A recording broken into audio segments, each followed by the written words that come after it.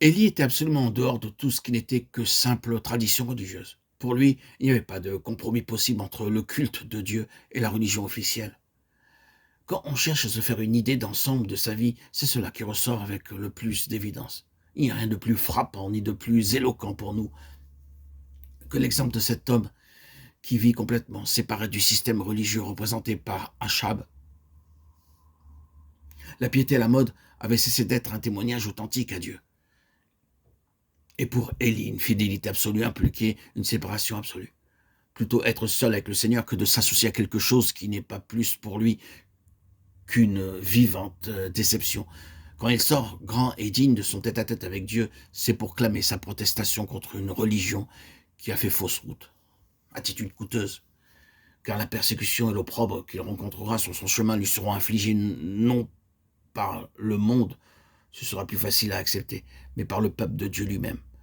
Expérience commune à tous ceux dans tous les temps qui eurent la hardiesse de prendre nettement position en faveur de ce qui est de Dieu. La netteté dans les paroles et dans les actes est une chose que l'ennemi ne pardonne jamais, a dit une femme de Dieu. Il en sera toujours ainsi. Mais si Dieu est pour nous, qui sera contre nous?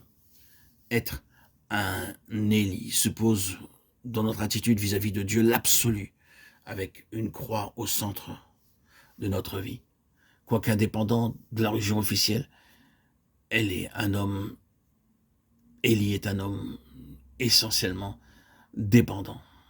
Toutes ses ressources sont en Dieu, qui reste seul juge des besoins de son serviteur.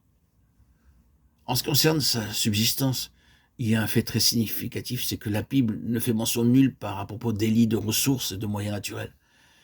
Il dut avoir, cela va de soi, une vie physique normale, comme vous et moi. Mais le Saint-Esprit omet soigneusement toute allusion à cette vie-là pour ne nous parler que des ressources qu'il obtient d'une intervention spéciale de Dieu. Les corbeaux au torrent de Kérit, l'huile et la farine chez la veuve de Sarepta, les provisions préparées à 2 reprises par l'ange au cours de la fuite à Horeb.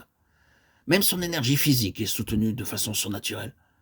Un jour, la main de l'Éternel fut sur Élie, lisons-nous, et il devança le char d'Achab. Une autre fois, les forces que Dieu lui donne sont telles qu'il peut marcher 40 jours et 40 nuits.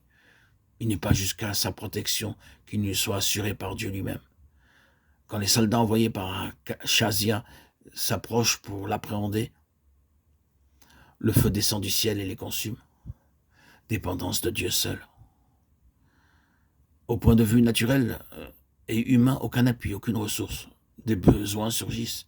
La puissance et la vie d'en haut se manifestent et tout est bien. Quel modèle! Quelle vivante préfiguration du Seigneur Jésus qui dira plus tard, lui, le Fils de Dieu, je ne puis rien faire de moi-même, je vis par le Père. Dans tout ce qui est religieux et chrétien, est-ce bien cette attitude-là qui fait règle? Peut-on dire avec vérité qu'à l'heure actuelle, les activités issues de l'Évangile s'inspirent de tels exemples? Hélas, ne fait-on pas grand cas, au contraire, des appuis humains? Est-il exagéré de dire qu'on fait quelquefois la cour aux ressources de ce monde et à ses méthodes commerciales? La personnalité humaine, avec ses capacités naturelles ou acquises, et tout ce qu'elle croit pouvoir mettre en avant, n'obstrue-t-elle pas bien souvent le canal des interventions divines? Nous n'aimons pas poser de telles questions, mais nous devons à la vérité de tout regarder en face et de poser le problème dans toute son ampleur. Car si Dieu nous appelle à marcher avec lui et à vivre de lui, il faudra bien que nous prenions position à l'égard de ces choses. En toutes circonstances, un Élie regarde en haut, sachant que le Dieu qui est avec lui est capable de satisfaire à tous ses besoins. Si nous voulons être revêtus de l'esprit et de la puissance d'Élie, nous devons cesser de donner aux moyens naturels de subsistance une place de premier plan, comme c'est trop souvent le cas. Le Saint-Esprit nous réclame avec jalousie, et il ne mettra jamais son sceau sur un ministère qui a son point d'appui sur la terre. Jacques 4,5.